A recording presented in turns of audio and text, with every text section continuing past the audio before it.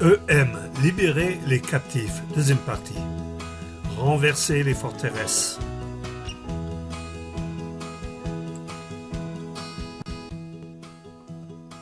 Quelles sont les forteresses à renverser?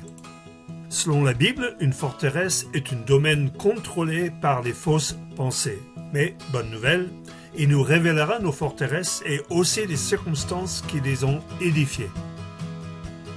En effet, les armes avec lesquelles nous combattons ne sont pas humaines, mais elles sont puissantes, grâce à Dieu, pour renverser les forteresses. Nous renversons des raisonnements et de tout obstacle qui s'élève avec orgueil contre la connaissance de Dieu. Et nous faisons toute pensée prisonnière pour qu'elle obéisse à Christ. 2 Corinthiens 10, 5 à 6.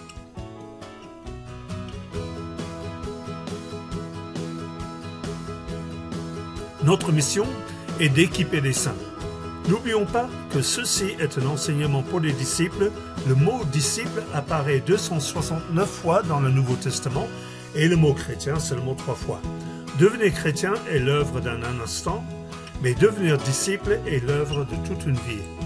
Ce n'est pas que pour vous, mais aussi pour les gens avec qui vous travaillerez cette année pour en faire des disciples. On croit à cette parole de Jésus, tout est accompli, Jean 19, 30. Et aussi celle de Hébreux 7, verset 25, par conséquent, il peut aussi sauver parfaitement, entièrement, jusqu'au bout, ceux qui s'approchent de Dieu à travers de lui, puisqu'il est toujours vivant pour intercéder en leur faveur. Du côté de Dieu, tout est fait à la croix. Mais comme dans un mariage, le oui d'un des deux ne suffit pas. Il faut notre oui à Dieu pour confirmer notre alliance. C'est une question de consentement.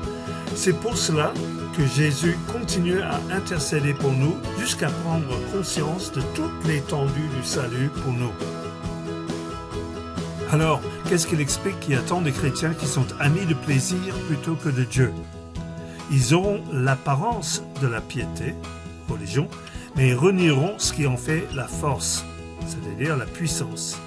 La puissance qu'ils ont eue en héritage n'est que faiblesse et confusion.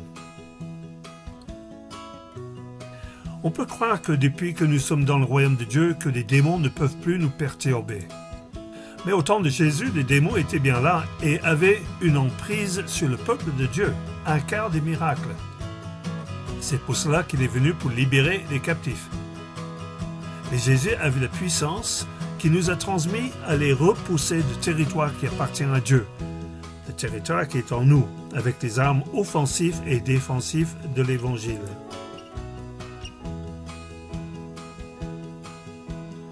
Revêtez-vous de toutes les armes de Dieu afin de pouvoir tenir ferme contre les manœuvres du diable.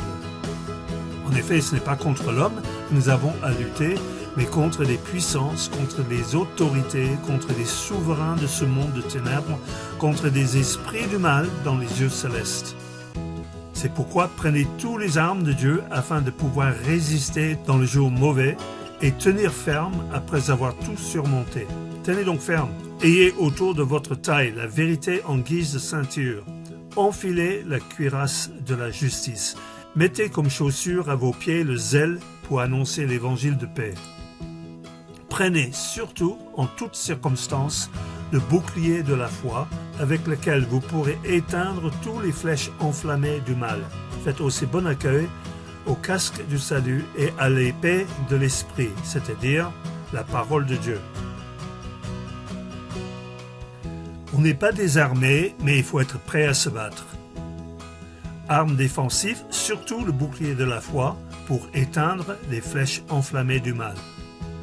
Arme offensive, l'épée de l'esprit qui est la vérité de la parole de Dieu. Car il ne peut pas mentir, alors que le diable manœuvre pour faire mentir nos circonstances, notre passé, la générosité de Dieu à notre égard, le fait que Dieu garde le silence quand on aimerait avoir des réponses et surtout mettre en doute que le pardon couvre aussi tel péché du passé. Pourquoi faut-il apprendre à se battre? Pourquoi avons-nous besoin de se batailler encore puisque Jésus est apparu pour détruire l'ennemi de nos âmes. Or, c'est pour détruire les œuvres du diable que le Fils de Dieu est apparu. C'est pour apprendre à vaincre le monde en nous avec des armes spirituelles et autour de nous par cette substance si rare sur la terre, la foi qui sauve. Nous avons une mission d'occuper du territoire qui appartient à Dieu, mais qui est squatté par l'ennemi de nos âmes. Tout lieu que foulera la plante de votre pied, je vous le donne. Josué a dû se battre pour vaincre le pays de Canaan et s'approprier des promesses de Dieu envers son peuple.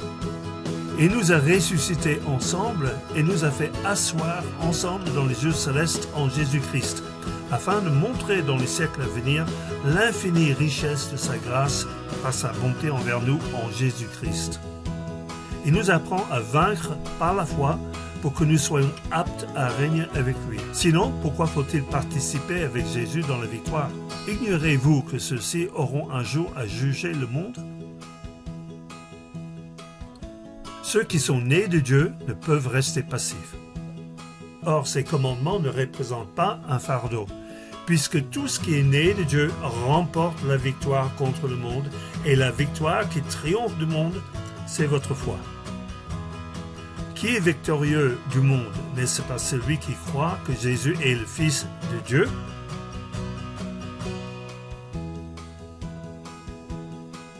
Envie de faire partie d'un groupe d'églises dans les maisons de prière et d'enseignement?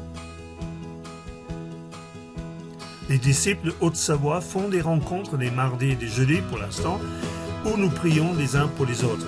C'est un temps d'église où nous recevons aussi un enseignement biblique avec la possibilité de poser des questions. Si vous souhaitez participer, contactez Brian sur WhatsApp